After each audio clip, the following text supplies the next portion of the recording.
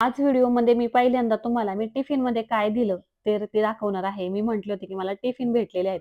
तर इथं पावणे 8 झाले होते. बऱ्यापैकी उशीरच झाला होता. पण इथं खूप जास्त भूक लागली होती. बाहेर जाऊन आले होते. सासूबाईंनी इथे छान अशी शेवपुरी घेऊन आल्या होत्या. पहिलं तर किचनमध्ये बसूनच नाश्ता करून घेतला, कारण खूप जास्त उशीर झालेला होता. तर त्यामुळं एक साईडला कुकर लावून घेतला आणि आता म्हटले, चला पटकन इथं आता स्वयंपाकाला सुरुवात करू. तर गाजर हलवा करायचा होता. बरेच दिवस झाले करेल म्हणते, तर राहून जाते. आणि सासूबाईंना सांगितलं, की तुम्ही तेवढ्या चपात्यांना हेल्प करा म्हणून. तर त्यांनी सुद्धा पीठ मळायला घेतलं होतं. तोपर्यंत इथे माझा कुकर सुद्धा तयार झाला होता. आणि आजचा टिफिन मला कशाप्रकारे भेटलेला आहे आणि ते पण सांगते. आणि जो आज टिफिन देणार आहे, तर ते आहेत आर्मी रिटायरमेंट सर्व्हंट आहे. तर त्यांचं आणि ओळख वगैरे कशी झाली, तर ते सुद्धा सांगते. पण पहिले इथे व्यवस्थित गाजर चाळून घेतले आणि त्यानंतर आता इथे किसायला घेतले होते. तर ते काका जे आहेत, तर बऱ्यापैकी म्हणजे आता एजेड आहेत, पण चांगले कडक आहेत अजून. आणि आर्मी रिटायरमेंट सर्व्हंट म्हटल्यानंतर तुम्ही अंदाज लावू शकता, की त्यांची पर्सनॅलिटी कशी असणार आहे. अशीच योगायोगाने कामावरती माझी ओळख झालेली होती त्यांच्यासोबत. आणि ते मला जेव्हा कधी भेटायचे, तेव्हा एकच गोष्ट मला बोलायची. कदाचित ते आउट ऑफ महाराष्ट्र सुद्धा असू शकतात. त्यांच्या म्हणजे वागण्या-बोलण्यावरून तरी असंच वाटतं. पण छान मराठी बोलतात, पण थोडंसं फ्लुएंट मराठी जी म्हणतो ना, तर तशी त्यांची भाषा वाटत नाही.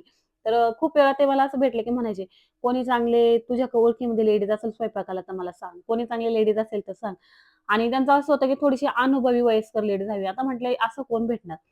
खूप वेळा त्यांना मी टिफिनचं लावण्याची आयडिया सुद्धा दिली, की बाबा टिफिन सर्व्हिस चालू करा. मी तुम्हाला ओळखीमध्ये दाखवून देते कुठेतरी. पण त्यांचं असं होतं, "नाही नको, टिफिन सर्व्हिसमध्ये जेवण वगैरे व्यवस्थित नसतं. मला व्यवस्थित घरचं जेवण व्यवस्थित जे नीटनेटकं बनवलं जातं, तर मला तसंच जेवण हवंय." आणि तेच झालं कालच्याला. तर पुन्हा ते भेटले.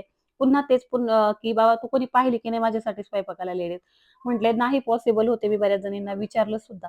तर ते म्हटले, की "1-1.5 तास आली सकाळ-संध्याकाळ तरी स्वयंपाक करून जात जाईल." पण म्हटली, "तसं तर कोणीच नाहीये." नंतर मग मी त्यांना सजेस्ट केलं, "मी तुम्हाला थोडे दिवस जेवणाचा टिफिन देऊ का? तुम्हाला चालेल का?" तर ते पण हो म्हटले. म्हटले, "हे तर एकदम बेस्ट आहे. कमी मला आवडेल सुद्धा तुझ्याकडनं घेण्यासाठी आणि मी तुझे व्हिडिओ सुद्धा पाहतो. मस्त असतात तुझे जेवण, रेसिपी या सर्व गोष्टी." तर आता हे ते बघा आमच्या 3 पिढ्या कशा एकत्र बसलेल्या होत्या. मस्त इथं टीव्ही बघत सासू, आजी-सासू आणि नातसून. आणि आता इथे भाजी सुद्धा झाली होती, म्हणजे आमटी सुद्धा झाली होती. बाकी ठिकाणी कसं असतं, की आमच्या इकडे मावळामध्ये जास्त करून शेंगदाण्याचा कूट वापरला जात नाही. वाटण जे असतं तर ते जास्त वापरलं जातं.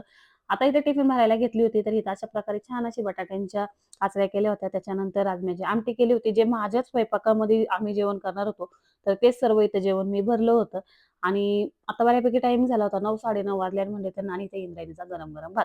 तर त्यांचे एकच होतं, की मला एकदम घरगुती आपल्या घरात बनवतात त्याच पद्धतीने जेवण हवं आणि मी सुद्धा आमचे जेवण करतो तेच जेवण दिलं. तर चला आजच्या टिफिनची अशी होती स्टोरी. तर लोणावळ्याच्या आसपास राहतात चला आणि कोणाला जर आवश्यकता वाटत असेल टिफिनची तर मला नक्की कॉन्टॅक्ट करा आणि व्हिडिओ आवडले असेल तर लाईक केल्याशिवाय